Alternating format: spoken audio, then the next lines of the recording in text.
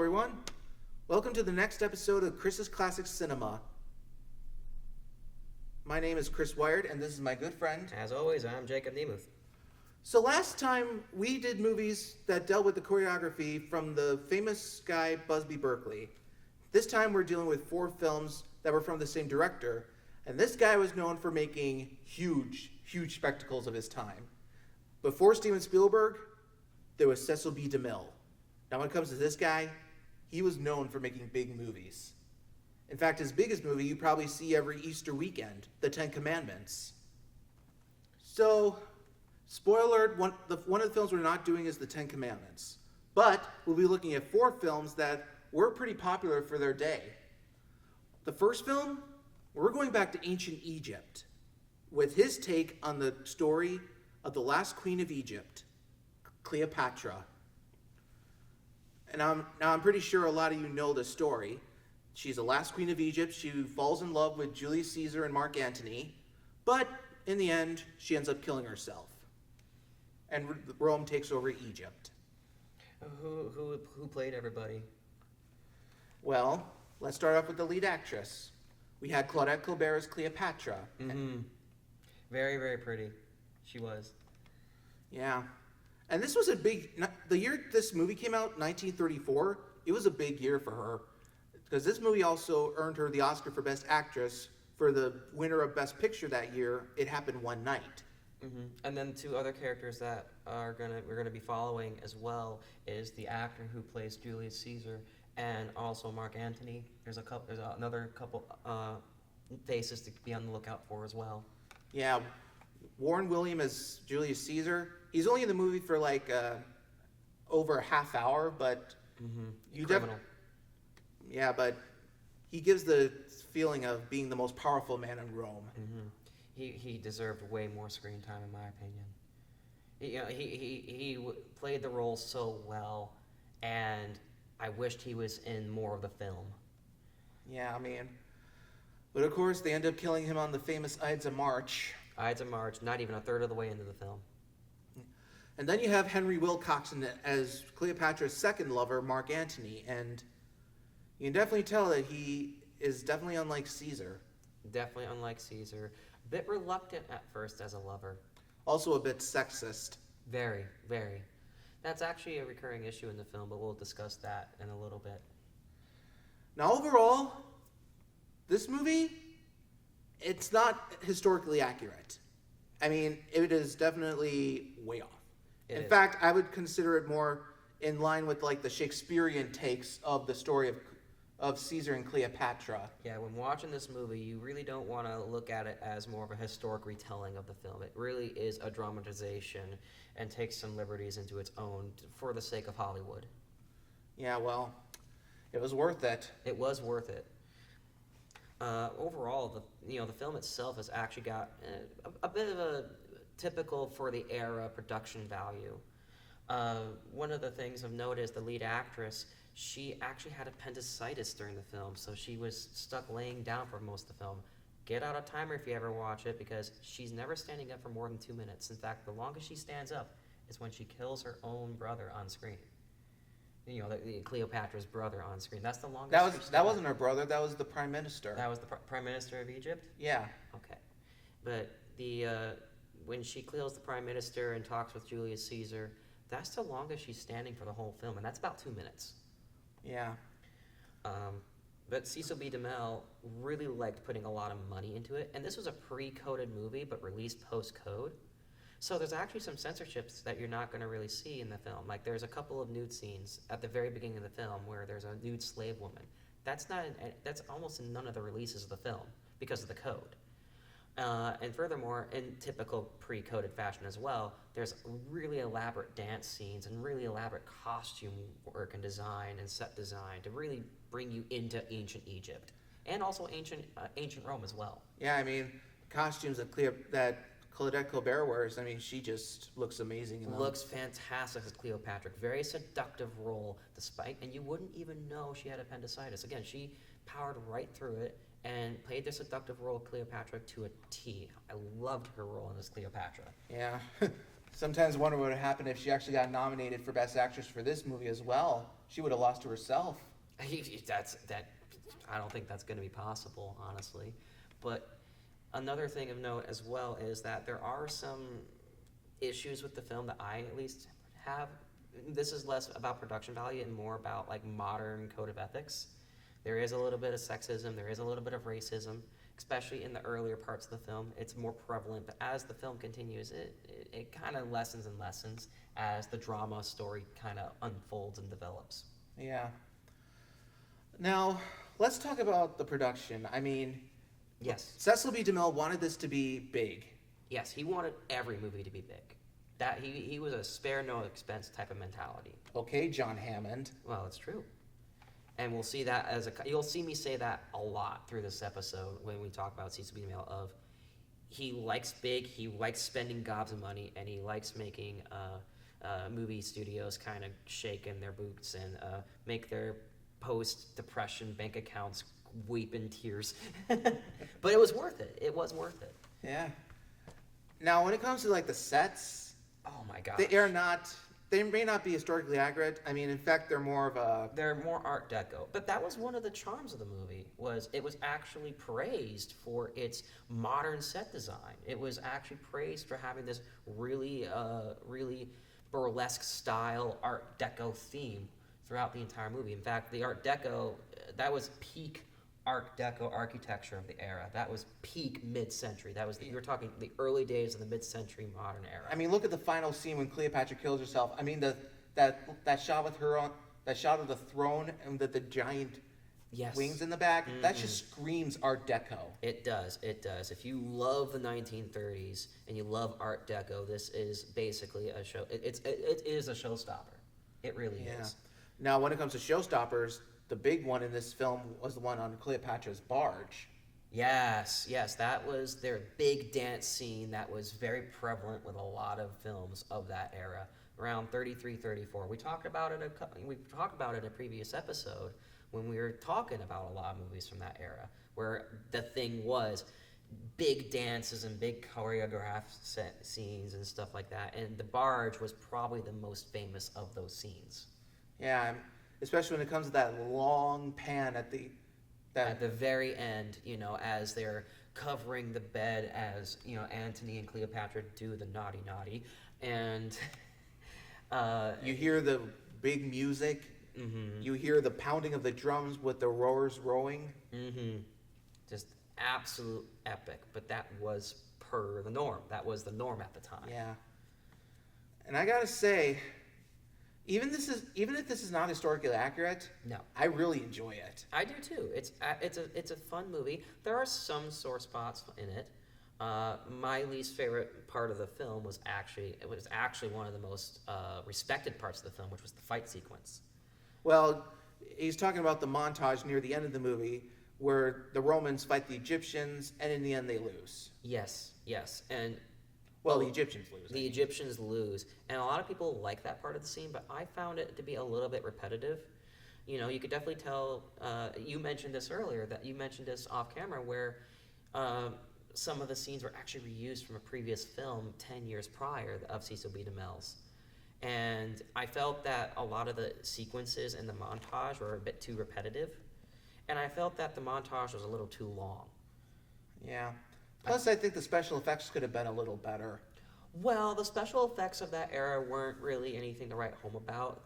Again, as I mentioned during the production part, Cecil B. DeMille, he did like to experiment a little bit here and there. Like later in his career, he would really like to experiment with Technicolor. But this was before he experimented with Technicolor, and so he didn't really do anything groundbreaking when it comes to technology. He didn't do stereo sound, that didn't exist yet. He didn't do anything of that nature. Yeah, well, if anything, all I can say is that when it comes to Cecil B. DeMille, he can make a movie as grand as one could be. Yes. And this movie's less than 2 hours long, and it's one of his shorter films. Yeah. It is. It's one of his shorter films. Yeah, and I mean, normally his films are like over 2 hours long. Yes, 2.5 hours is like the average. Heck, the Ten Commandments, that was almost 4. Yeah. 4 hours. Yeah, well, yeah. So, yeah, I mean, like I said, this movie was a big hit when it came out. It was the highest grossing film in 1934.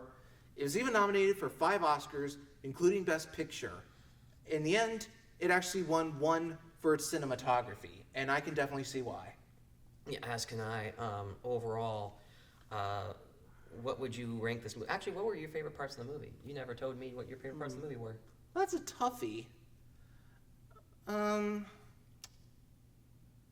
honestly can't say at the moment, but if anything, I really enjoyed the scenes with Caesar and Cleopatra. You could tell they had a connection. Oh, yes. Back to that, are we? I wish there was more screen time. I love that chemistry. I mean, you could definitely tell there was some sort of connection between Antony and Cleopatra, but Caesar and Cleopatra you can't replace that. well, I don't know. I mean, when it came to Rex Harrison's version of Caesar and the 1963 version of Cleopatra with Liz Taylor, that earned him an Oscar nomination. Mm-hmm. Well, when you're playing as such a powerful emperor of the era. Well, not emperor, more like ruler. Emperor, ruler. That's up for debate even now, what his intentions were. If you're going to be filling big shoes, you got to do it right. Yeah, I mean, look at how Henry Wilcoxon did Antony. Another, again, a fantastic performance. That was probably my favorite scene. My favorite scene was with Antony and not Caesar, where he, spoilers, he goes ahead and stabs himself, but not before he has this monologue about how he betrayed his country and basically lost everything. And this was immediately after the montage, which is ironically my least favorite scene. Has this dramatic death, and then Cleopatra rushes in, saying, "I've got a boat ready," and then he sees that Antony is hurt, and he gets up and goes, "How deep does a man have to stab before he dies?" And I'm sorry, I broke out laughing the first time I heard that. I thought that was the funniest thing. Just his expression and his annoyance of not even his own suicide is gonna be right. is gone wrong. And the way he says it, it sounds very Shakespearean. It does. It was a harrowing moment in that movie for me, at least for me. Yeah. All in all, what would you give this movie on a scale of 1 to 5 stars? I would probably give it a solid. Not quite 4, but I don't want to say 3.5. So I'm going to say 3 3/4, 3.7-ish. I'm gonna give it a solid 4. Yeah. I mean, if you're a fan of Cecil B. DeMille, this is a must-watch. Yeah, and if you like Art Deco styling, and if you enjoy semi-historic dramatizations, it's a good movie. It's a good flick. Yeah, and this wouldn't be the only Cecil B. DeMille film Cleta Cabrera would star in. A year before, she was in a very risque movie called The Sign of the Cross. That's on my watch list. Yeah. So that was our take on Cleopatra. Now we're going to do a major time shift from ancient Egypt to 19th century America, where we're going to be dealing with the building of the Transcontinental Railroad.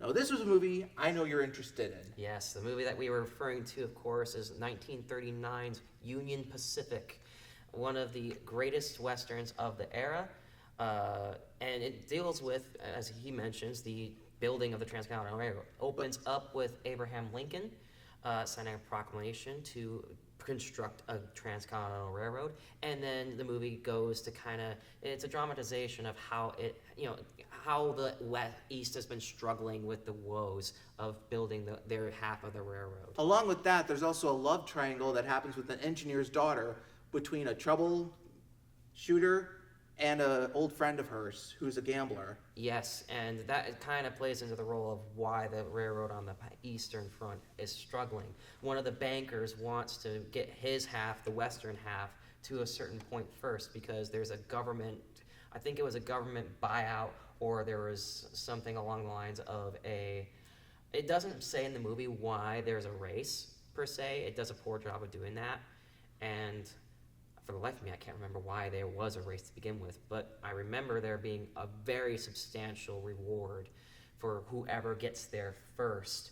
and it was basically encouragement, the government encouraging the building of it, saying, hey, whoever gets there first gets either majority control of the line or gets like a small government cut or a tax cut or something along those lines. So Now- there was definitely a lot in it for both sides. Now, when it came to the cast, they got some big names. I mean, as the lead actress, you have Barbara Stanwyck, who was very popular at that time, and I can definitely see why. I mean, she did a great job. Did a very good job playing the role of an engineer's daughter, you know, with a very strong Irish accent. And then you have the two guys who she falls for: the troubleshooter, played by Joel McCrea, and the gambler, played by Robert Preston, who you might recall from The Music Man. Yes, two, again, very iconic actors of the era. And it always keeps you guessing who she's going to go for. Right into the very end, too, may I add. Yeah. And plus you have some very interesting recurring characters like Akin Tamaroff as one of the troubleshooter's sidekicks. And there's also an early performance of future Oscar winner Anthony Quinn as one of the bad guys, minions. Yeah, and another role cast is actually a whole Native American tribe as well. I think it was the Iroquois. I don't know, but this is a Western film, and this was still during that time when it was the whole cowboys versus Indians sort of thing. Yeah, and it was one of the. Sorry, I lost my train of thought. I didn't think you'd go to me. Yeah. All in all, when it comes to the cast, they did a great job. It did. Now let's talk about the production value a little bit. Oh yes. Now when it came to this movie, it's definitely much bigger than Cleopatra. Much bigger than Cleopatra. One of the grandest scenes, of course, was the train crash, but that's not even the only one. There is just grand scene after grand scene in classic Western fashion. But some of the key tidbits about the film to keep in mind is that Cecil B. DeMille directed the film basically bedridden. He was ill for the majority of the filming of the movie and was quite sick for quite a while. So you gotta imagine this guy who's all about the show must go on. I'm gonna make sure this is the big film, and he's doing it from the comfort of his own bed because he has no choice. I got to give him major credit. Honestly, because from literally doing remote work and still churning out one of the best westerns ever, in my opinion. And 1939 was a big year for westerns. It really was. I mean, it was the same year as another big film, the classic Stagecoach. I mean, those two basically made westerns the movies that we know them as today. And another fun little tidbit is and again, this is a bit of a spoiler, but it's interesting. Towards the end of the movie, of course, when they or during the ceremony of the commemoration of the hammering of the golden spike at the Transcontinental Railroad, that's the spike. I don't mean that's a prop. That is the real, genuine article. That was the exact same spike that was used at the actual ceremony in the late 1860s. They actually got it out of the museum of a university nearby and reused it basically for the film. Yeah, and the thing is, that must be worth a lot because that's like 17 carats if I recall. It is 17 karat gold spike. That is correct. Yeah. Along with that, there's also the special effects. You can tell they definitely used a lot more in this movie. There is quite a lot of special effects. One of the special effects that I appreciated was how there was some speed up scenes. Where some of the scenes were sped up a little bit. And I still don't know how they quite did that on one master strip of film. Because how speeding up usually works in film is they just play it back faster. Simple as that. They literally will just have the camera or the video player itself go a little faster. And most of the time when it comes to older movies, before voices were added to film, they would just literally, there would be a guy operating the projector. And if the scene needed to be sped up a little, he would just turn up the dial a little bit to speed it up. Yeah. And so I wonder how they did that because they had to do it by hand. How do they stretch out the film to run faster on the same strip? Yeah, well, I wouldn't know. All I know is that when it came to that scene with the train crashing through the snow, that was very good. Yeah, very, very good. They did a lot of model railroading for a lot of those bigger, more epic scenes. because that isn't even the only train crash. There are two train crashes. Yeah. There's also the scene with the Native Americans. Out of the two, I think the one with the Native Americans are a little bit less believable. You could definitely tell that one was a little bit more of a train set. Yeah. But you did what you had to do at the time. It would have been extremely expensive, even for Cecil B. DeMille, although that's debatable to some, to have an actual train crash. Yeah. Now, when it came to the sets, he wanted them to be. He wanted them to be big. He practically built a whole town. He did. He built a whole town that was actively moving, and you can tell it was actively moving. And the thing is, like, it's shockingly believable. It isn't like 1950s, bright color Western. No, you can tell that there is quite a bit of grit in the movie. There's quite a bit of grit with the costume designs and the set design. And even with the characters. When it comes to the characters, they're really down to earth. Very down to earth. And quite diverse with their nationalities, which is something that wasn't quite common even back then. Irish people were looked down upon at this time in film, just in general. So the fact that they had such strong Irish representation came to me as a little bit of a surprise, honestly. Yeah, and then there's the action sequences too. Yes, very, very well done, very well choreographed, very well edited, very intense too. Like, you did not know if they'd make it out, especially with the Native American train scene. You did not know if they were going to make it out alive. And there was especially when the cavalry was literally, rolling in, they definitely made it so that time was of the essence. I get goosebumps just thinking of it, you can tell. Because of the trumpet and them waving the American flag on the train going, okay, we're going to save these guys. They were hauling. Even when a bridge is on fire. Even when the bridge was on fire. It was amazing scenes, legendary scenes. Yeah, the trains that they used in this movie, you can definitely tell this was definitely a train movie. It was. That was the point, wasn't it? Yeah. A train western. Yeah. Along with that, there's also the cinematography. Now when it came to Cecil B. DeMille, he used real life locations for the film. He didn't have to travel far for it either, because Hollywood is not, this is old school Hollywood. Hollywood is technically, LA and Hollywood are not far from the desert, so they didn't really have to travel far. Yeah, well, all in all, this movie, I definitely think this is definitely his biggest film of the 30s. I agree. I think this is one of, if not the biggest film of the 30s. Won a lot of awards. Yeah, well, here's the thing. Apparently, it actually didn't premiere in Hollywood. It premiered in Omaha, Nebraska. Yeah, that's right. It did. And then it had two other premiere dates, one in LA, and then the last one was in New York. In fact, the New York premiere was in 1940. And when it came to the one in Omaha, that gathered about 300,000 people, if I recall. Yeah. From a book. Well, this was also in the era when a lot of movies. Same year, Wizard of the Oz. Same year that premiered in Oconomowoc. So it wasn't out of the norm to just pick a random town or city in America. Yeah, if you guys didn't know, 1939 is considered the greatest year in Hollywood. There was Union Pacific, The Wizard of Oz, Gone with the Wind, Goodbye, Mr. Chips, Mr. Smith Goes to Washington. I could go on. Yeah, and it was definitely on par with a movie, a big box office hit to premiere in a non-conventional location. And yet, even if it was praised, it only got one Oscar nomination. Criminal. It was one of the very first films to be nominated for Best Visual Effects. Not even The Wizard of Oz won that. What did? A disaster romance film called The Rains Came. Criminal. Yeah. Well, fortunately, there was a film festival that gave it its highest award.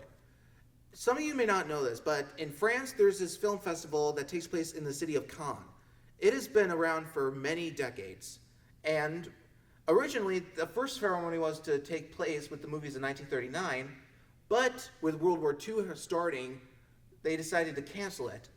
But in the early 2000s, a jury decided to give Union Pacific named it the first winner of its highest award, the Golden Palm. the Palme d'Or.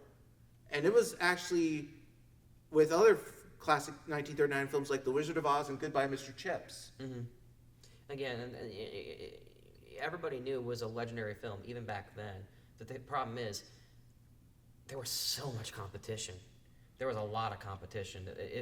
You can understand, especially when you're comparing it to other films like Wizard of Oz. Everyone knows Even Wizard of Oz. Even with the other Western, Stagecoach. Everyone knows Stagecoach. Everyone knows Wizards of Oz. Everyone knows With Gone with the Wind. Everyone knows these movies. They all came out the same year. Yeah. So all in all, what would you give this movie? I would easily give this a 5-star. 5 out of 5. This was probably one of my... Ever since we started the series, this is probably my favorite movie we've done so far. I'm giving it a solid 4.5. I mean, this is definitely a must-watch if you're a fan of Westerns. I would agree. Even though it's not exactly the most technologically advanced film and may not hold up to modern standards, most films that we talk about won't. I would argue that it does in a way, because if you're going to watch an old Western, wouldn't you want it to be in black and white? Wouldn't you want it to be just a little grainy? Just to have that little bit of old-timey charm to it? Yeah. I mean, I wouldn't mind watching this movie again anytime soon. I wouldn't either. So that was Union Pacific.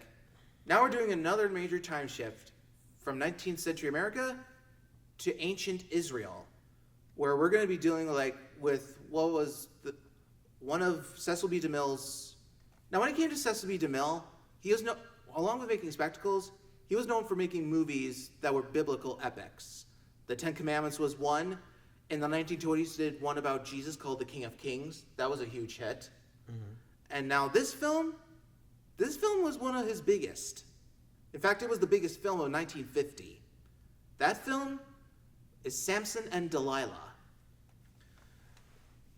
The strongest man on earth, Samson, finds himself falling in love with a woman named Delilah who has decided to trick him into finding out his weakness since she's wants revenge on him for killing his sister. And the thing is, he's an enemy to the people that she's looking up to, the Philistines. Unfortunately, it ends tragically. Yeah, it's classic definition of an ancient Greek tragedy where everyone basically dies in the end. Yeah. Now, if you were familiar with the Bible, this story was from the book of Judges. And Samson was the last known judge before the prophet Samuel showed up. Now, the guys that play Samson, Victor Mature, well... He's a brute. But that's the role he had to play, he had to play a brute, an all-bronze man. And he did so very well, definitely doing a very good job demonstrating his strength. But the thing is, he's also a bit naive around the women. Yes, very much so. I would say even reckless, borderline reckless with his decision-making skills. I mean, the first woman he falls in love with, he wants her right away. Yes. And now, this woman was played by the legendary Angela Lansbury, God rest her. Very pretty in that movie. And the thing is, she was only in her 20s when she did that movie. Mm-hmm. And, of course, it was done, of course, when Samson goes after her, it was much to the dismay of literally everyone disapproved of this move from Samson. Yeah. Because it was politically a bad move and just downright reckless. And then you have the woman who plays Delilah, Hedy Lamarr, and she nails it. I think so as well. Definitely the queen of the silver tongue, I would say. Yeah. Now, if any of you aren't familiar, Hedy Lamarr was a big star of her time. And also, she was actually very influential in a technological thing that we use today. Apparently, she was also worked with a group of scientists to create radio waves that nowadays is used for modern Wi-Fi. Yeah, worked with the RAF, and I believe worked with the RAF during World War II. Yeah, so you can thank Hedy Lamarr for helping us get Wi-Fi on our phones. Mm-hmm. Mm-hmm. And then you have the guy who plays the ruler of Gaza, George Sanders, who plays a very sophisticated man, but you can tell that he has an iron fist. Oh, yes. very much so. Definitely disapproving of Samson. Definitely just wants him to go away, and is even willing to make his, his most loyal servants of, most loyal lords, or the equivalent thereof of lords, pay whatever it takes to make him go away, willing to get the edge over Samson. Yeah. Now here's the thing too. Henry Wilcoxon, the guy who played Antony and Cleopatra, actually comes back to this movie to play a soldier of the George Sanders. Oh, no kidding. Okay. Yeah, he was the guy who wanted Samson's first wife. Oh, okay. Yeah. Again, kind of playing into the idea of kind of a reckless scenario. Yeah. Now, when it comes to George Sanders, 1950 was a big year for him. I mean, with Samson and Delilah, but he also won Best Supporting Actor at the Oscars for his role in the Best Picture that year, All About Eve. Oh, okay. And if his voice sounds familiar, he played a certain tiger in a classic Disney movie. I'm talking about Shere Khan in the original Disney version of The Jungle Book. Mm-hmm. And going into the production value a little bit of the movie, the idea of Samson and Delilah had actually already been approved in 1939. Same 39, to be done in Technicolor. Cecil B. DeMille wanted this to be his, wanted to experiment with Technicolor in the late 30s with this piece. And the script had already been written. Everything mostly had been greenlit by the studio, but it eventually fell apart, and they did Union Pacific instead. So the movie was put on the back burner until it was announced again in the late 40s, shortly after World War II. Yeah. Now, if any of you didn't notice, all the movies that Cecil B. DeMille filmed, they were all released by Paramount Pictures. Yeah, Paramount was a little scared of what Cecil B. DeMille did to their checkbook because, and I said this once before when talking about Cleopatra, I didn't really mention in Union Pacific, but it's worth mentioning for all Cecil B. DeMille movies. He liked to be expensive. He wanted bigger, biggest. And this movie was to be his, and Samson and Delilah was to be his biggest one yet. And most expensive. It was just the end scene alone, just the final scene alone, took months to film. Yeah. Months to film 30 seconds, a minute. Yeah. For the entire movie. Yeah. And it was a 6-digit figure price tag to build the set because it's in this grand stadium of sorts with this giant statue and a couple of the pillars. It's the pillar scene. And they redid that shoot 3 times at 3 different angles. And each time they did the scene, they had to completely rebuild the whole structure, which took months. Yeah, well, I'm sure part of it was also miniature special effects. No, that's why it took so long. Yeah. It was true to life. It was true to life. Cecil B. DeMille wanted an authentic, crumbling structure, so he built one, a giant structure, and he made it crumble 3 times. But I highly doubt those pillars were made of stone because that's what have actually killed people. No, it wasn't made of stone. Obviously, I mean it wasn't an actual real structure, but it was true to scale. Yeah. It was 1-to-1. Now, here's the thing when it comes to this version of the story of Samson. Delilah was made a sympathetic character.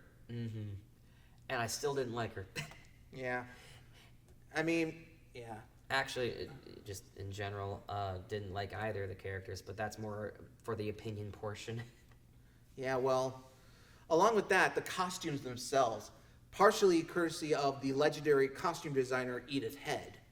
Yes. I mean, when it came to Heather Lamar's costume at the end of the movie, the peacock dress, that's just... It's a fantastic set design, and if Edith Head sounds a little familiar, yeah, Edna Mode from The Incredibles would basically be paying homage to that same person, to Edith. Edna Mode was paying homage to Edith because she was one of the greats when it comes to costume set design throughout cinema history, period. And even in haute couture as well, especially during the 50s. Oh yeah, that was, and it really shows.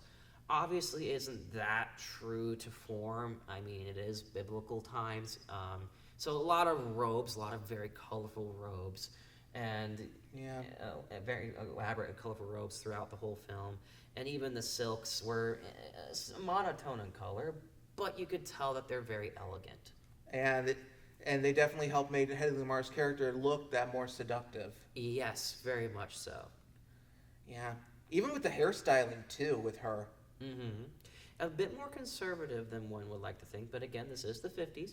A lot of the set design was a bit more conservative, but that's par for the course. In fact, that's one of the reasons why the movie was put in the back burner, was because Paramount was scared that the public would see the movie as a Sunday school story. But Cecil B. DeMille wanted to prove that wrong with the set design and the writing and just everything. I mean, if you could do a movie about Jesus called The King of Kings and that was a big hit, then this movie could be.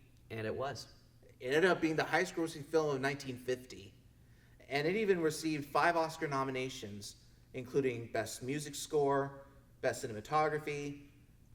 In the end, it won 2 for the sets and the costumes. And wasn't the cinema score actually done by a very famous artist in their own right as well? Victor Young. He did a lot of film scores during that time. All right, that's what I thought. Yeah, and when it came to these music, you can definitely tell it has that grand scale feel to it. However, one thing I will say is, despite how grand and popular this movie was, I actually didn't care for the character of Samson or Delilah. I actually didn't. Because I felt that Samson was a bit of a brute. And I felt that both characters were quite reckless in their decision-making skills. They weren't really exactly relatable or characters I can generally resonate and sympathize for, despite the fact that the original that they actually played it up a little bit so that the characters would be more favorable. To me, at least, I don't think the movie has aged quite that well. Yeah. So all in all, what would you give this movie? I mean, as I say, I'm going to be giving it a 2.5 star. I don't think the movie has aged quite that well. It is certainly an epic showpiece, especially at the end's grand finale, but the characters aren't really that likable in my eyes. I'm giving it 3.5. What would you say is your favorite part of the movie? I really like the final scene. Yes, that is my favorite scene too. Yeah. There weren't any scenes that I really hated, but... No, there's nothing, no scene was particularly bad. It's just that I felt that the characters weren't that good. The acting was fantastic, but... Yeah, I mean, heck, even one of the younger cast members of the movie, there was this guy, a boy named Saul, that was played by Russ Tamblyn. Mm-hmm. He would eventually become Riff in the original movie of West Side Story. Yeah. Overall, I think that the movie itself, if you like grand biblical pieces, I think, and you didn't want to watch the Ten Commandments, this is the movie. Yeah. I think that this is a much more digestible film than Ten Commandments, and you get a much similar vibe to it. I would also like to recommend his movie, The King of Kings, from 1927. Yeah. It may be silent, but you can tell that he definitely wanted to make an awesome movie about Jesus. Yeah. And the Passion. Yeah, but overall, if you're not really into biblical stories, I wouldn't recommend it. But otherwise, it's a decent movie. It's not bad. Yeah. So that was Samson and Delilah. Now for our final film, we're doing one more major time shift. We're going to the modern 50s, where we're going to be dealing with The Big Top. Now this is a film that has become infamous. It is considered one of the worst winners of the Academy Award for Best Picture. That film, The Greatest Show on Earth. During the time of the Ringling Barnum and Bailey circus, a trapeze artist finds herself torn between 2 men. The man in charge of running the circus and another trapeze artist who really is into her. Along with that, there's other characters too, there's a mysterious clown who people have no idea about. Why does he doesn't take the makeup off? Yes, buttons. Now this was Cecil B. DeMille's film before This was his film before the Ten Commandments, and this one was he wanted it to be, and this was big, Real big. circus tent size big You can say it was the greatest show on earth. back then. Well, even now. I mean, granted, the circus nowadays has kind of become a little bit fallen out of favor, but the the Ringling Brothers actually are making a comeback actually later this month, which is kind of full circle. But Except they won't be doing animals, if I recall. no, but that's part of the whole the whole summary of the film really is that it is following the trepidations of being a part of the circus, and you can definitely tell that. Especially when it was during at the peak of its popularity. This was the peak. This was when the Ringling Brothers were the biggest of the big. And one thing of note is that this was equally as big a film for the Ringling Brothers as it was for Cecil B. DeMille and Paramount. Because this was practically a free advertisement for them. Yeah, and they were in on it. Like, production value? And even with some of their members of the circus. They actually were all hands on deck for this movie. They really were. They actually did bring the show to the big screen. Like, they literally did. They packed up the train from Baraboo in Delavan, packed it all up in railroad cars, and brought it to Hollywood for everyone to see. Yeah. But that said, let's talk about the cast. Mm-hmm. You have the main actress played by Betty Hutton. She's the trapeze artist who's basically, you don't know who she's going to end up falling in love with. Or if she's going to end up falling. Yeah. I mean, and then you have Cornell Wilde as the other trapeze artist. Basically the diva. Yes, very much the diva. And also a little reckless in nature as well. Yeah. Coming into the scene of the movie, his grand entrance is driving a foreign sports car, a Jaguar, I believe it was, with a entourage of police officers that had ticket after ticket after ticket for them, and he had no money and had basically swindled, the foreman of the circus into paying his tickets. And then you have Charlton Heston as the guy in charge of the circus. He wants everything spick and span. He wants no crap from anyone. Wants no drama. Wants to make sure that the show will go on without any hitches. He is the foreman of the show. And then you have the side characters. For instance, there's Gloria Graham as the elephant woman who ends up being lusted by the tamer.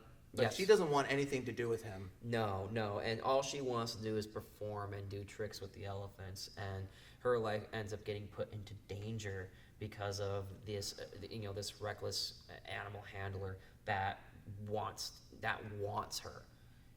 Yeah, I mean, he's like, if I can't have you, no one else can. Yeah, was making some really. I mean, obviously they were empty threats, but they felt real enough, and quite frankly, the foreman didn't want him gone. He didn't want to take chances, and I don't blame him.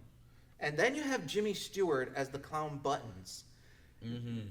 Now, Jimmy Stewart was a big star of that time, and seeing him as a clown, I did not expect that. Well, and the thing is, he was the straight man of the whole movie, too. He was often the voice of reason. He was often the voice of confidants. Yeah, he was the confidant of a lot of different people in the movie. Yeah, you could tell that there was a sort of like a big burden on his shoulder. A very big burden. And it was revealed later in the movie that... No. Oh, okay, I guess I won't. I guess we'll leave that one up for you. Go watch the movie. Yeah. Along with that, like I said, they had many cast members of the circus at that time. Like, there was this one popular clown named Emmett Kelly. He was the hobo clown. He always had the sad face, and some of the parts with him was actually kind of funny. The trampoline scene. And the trampoline scene was a bit of a hoot. Because I think he was just trying to eat like an ear corn or something, wasn't he? I think it was a sandwich. He was trying. You know what? Even even in the final scene when he's during the parade, he's trying to play solitaire, and next thing you know, the wind blows his cars when he's like, yeah. And he was a big star of the circus at that time, up until the 70s. Oh yeah. In fact, a lot of that a lot of the the shows that a lot of the showstoppers that you'll see in the circus in this movie were all part of the circus for the most part. There is very little, there are very few actors from Hollywood in this movie. A lot of the stuff you'll see was actually from the circus. I did not expect to see guys dressed up as Disney characters in a Paramount movie. Disney was a lot less strict about copyright back then. I mean, you even see characters from Alice in Wonderland, and that was only released a year before this movie came out. It's called being topical. It's called being topical. That's how you become the greatest show on earth. Heck, you even have Dorothy Lamour singing a song, and out of nowhere you see this cameo of her co-stars from the Road 2 movies, Bob Hope and Bing Crosby. Yes. Now, let's talk about the production value. I mean, we've been talking about the production value the whole time, but let's talk about the fate of the circus that kind of was unfortunate and why the movie itself was infamous in being not being the winner that it was. I mean, it's not bad. It's definitely not. No, it's a good movie. I mean, while people consider it the worst winner, there are many reasons. First off, it's sort of due to political stuff at the time. Even now. Yeah, I mean, like even now, it's extremely. You see the animal treatment in the movie. Like they did have to be a little bit rough with the animals in order to get them to do certain things. So there is actually like a sense of moral, the lines of morality were definitely crossed with this movie, and it's one of the reasons. Well, I would say it's one of the Ringling Brothers circus itself was one of the reasons why you don't see elephants and tigers and anything of that nature in the circus anymore. Nowadays, it's more trapeze artists and contortionists and stuff of that nature. Yeah. Along with that, it was also due to the political nature of America at that time. Mm-hmm. This was the era of the Red Scare. I mean... Also a Wisconsin thing. So this is about a Wisconsin thing about a Wisconsin thing. Yeah, I mean, Senator McCarthy from Wisconsin, next thing you know, he's accusing everyone of being communists. People in Hollywood are being blacklisted. I bet you he started hating on the circus because he went to one of the local shows here in Wisconsin and got scammed. I don't know. That's called a conspiracy, and don't take anything I just said as a word. Well, here's the thing: Cecil B. DeMille was known for being a conservative Republican at that time. Yes. This is where we get to the. Here's the main reason why they gave him the Oscar for Best Picture. I mean, 1952 was a big year for movies. There was the classic Western High Noon, the iconic musical Singin' in the Rain, and yet neither of them won Best Picture. Mm-hmm. The reason they wanted to give it to Cecil B. DeMille. It was sort of like a Lifetime Achievement Award. Not just that, but it was a safe bet. Cecil B. DeMille everyone knew what he was about. Everyone knew what he was about. Everyone knew that there's no way this guy's a communist. No way. Like, even if somebody were to accuse, we'd probably just write it off. Like, nobody was going to accuse the man of being, he was a safe bet to make, because the last thing that Hollywood wanted at the time was to give the movie give the biggest film award of the year to someone that was gonna shortly then get accused of being a communist. It's one of the reasons why we don't really see like anybody like Charlie Chaplin showing up. Yeah.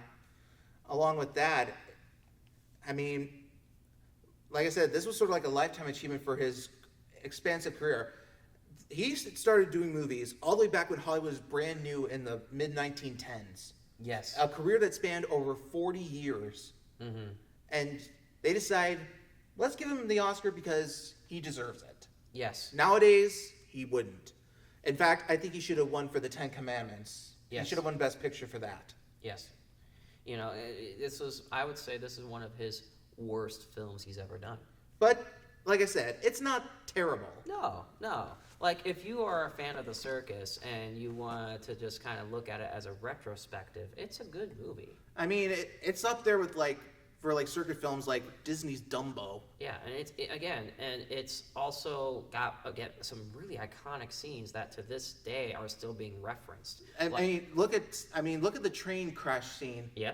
That was the scene that influenced Steven Spielberg to become the filmmaker we know him as today. Yeah. And so, however, there are some other scenes that are a bit sore on the eyes. Like at the very ending with the The Parade. With the parade. I actually didn't like the parade scene, mainly because I didn't like the lead actress singing. I didn't care for her singing. That's the only reason I don't like the ending of the movie, is because I didn't care for the lead actress's singing voice.